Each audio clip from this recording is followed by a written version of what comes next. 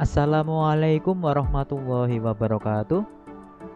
Selamat datang di pembelajaran biologi kelas 11. Kali ini kita akan belajar tentang jaringan ikat pada hewan. Saat kalian menyambung tali yang putus menjadi dua bagian, kemudian kalian mengikatnya, maka tali tersebut akan menjadi kuat kembali. Sama seperti tali, organ dan jaringan tubuh kita dihubungkan oleh jaringan ikat sehingga menjadi kuat. Oleh karena itu, jaringan ikat disebut juga jaringan penyambung atau jaringan penyokong. Jaringan ikat berfungsi antara lain melekatkan konstruksi antar jaringan. Bayangkan seperti layaknya semen, membungkus organ, menghasilkan energi, menghasilkan sistem imun, dan mengisi rongga-rongga di antara organ.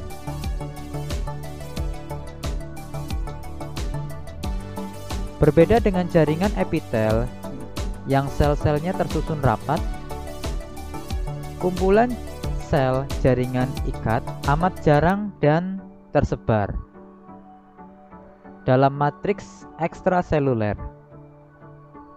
Selain itu, sel-sel jaringan ikat memiliki bentuk yang tidak teratur.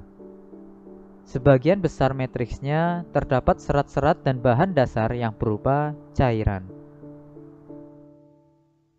Jaringan ikat memiliki bahan dasar yang tidak berwarna, tidak berbentuk atau amorf, dan homogen.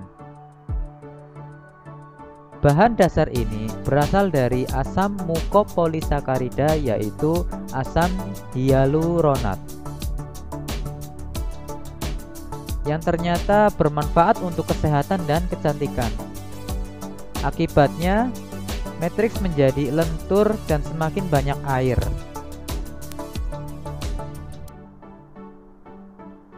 Di dalamnya terdapat pula asam mukopolisakarida sulfan yang menjadikan struktur jaringan ikat bersifat kaku.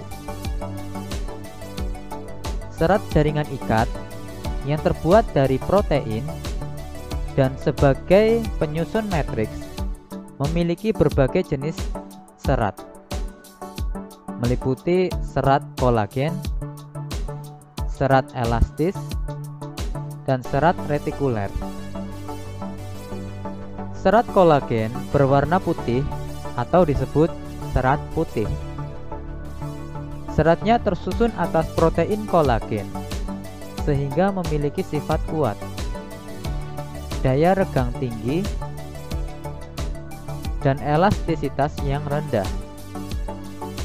Serat ini banyak terdapat pada kulit, tulang, dan tendon. Sementara itu, serat elastis berwarna kuning atau disebut serabut kuning. Serat elastis terbuat dari protein elastin dan mukopolisakarida, sehingga memiliki elastisitas tinggi.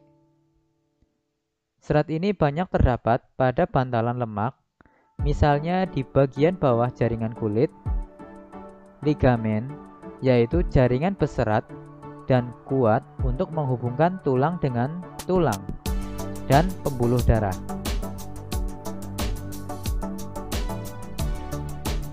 Berikutnya, serat retikuler.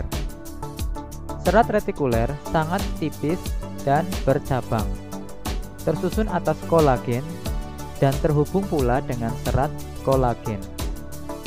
Karena itu, serat retikuler mempunyai sifat yang sama dengan serat kolagen. Bahan dasarnya mengandung glikoprotein, yaitu gabungan karbohidrat dan protein. Serat ini berfungsi sebagai penghubung jaringan pengikat dengan jaringan sebelahnya. serat retikuler dapat ditemukan pada hati, limpa, yaitu organ di kiri lambung, dan kelenjar-kelenjar limfa. Selain ciri-ciri tersebut, jaringan ikat memiliki berbagai jenis sel, meliputi sel fibroblast, sel makrofaga, sel tiang atau mast cell, dan sel lemak, berbagai jenis jaringan sel darah putih, dan sel plasma.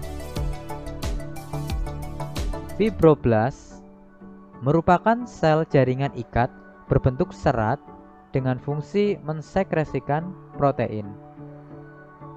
Makrofaga merupakan sel jaringan ikat yang bentuknya tidak tetap, memiliki fungsi fagositosis atau memakan zat buangan sel-sel mati dan bakteri, dan makrofaga letaknya dekat pembuluh darah.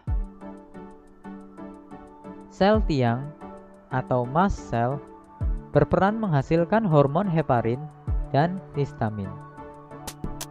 Hormon heparin berfungsi dalam pembekuan darah, sedangkan histamin berfungsi meningkatkan permeabilitas atau kemampuan menyaring keluar masuknya zat pada kapiler darah.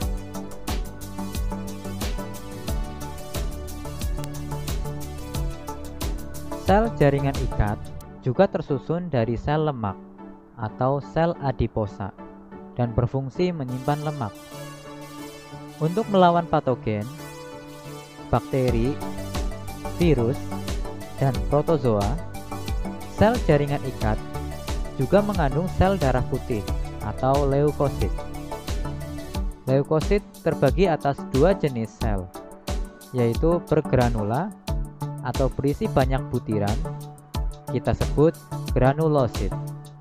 Misalnya eosinofil, basofil, dan neutrofil. Dan sel tak bergranula kita sebut agranulosit. Contohnya monosit dan limfosit. Jaringan ikat tersusun pula dari sel plasma. Sel ini kerap kali ditemukan di bawah jaringan epitel, misalnya pada saluran pernafasan dan saluran pencernaan. Sel plasma berfungsi memproduksi antibodi untuk melawan antigen atau protein asing. Berdasarkan jenisnya, jaringan ikat dikelompokkan dalam 3 tipe, yakni jaringan ikat sebenarnya, jaringan tulang rangka, jaringan darah, dan jaringan limfa. Nah, lebih detailnya akan kita bahas dalam video selanjutnya. Terima kasih. Wassalamualaikum warahmatullahi wabarakatuh.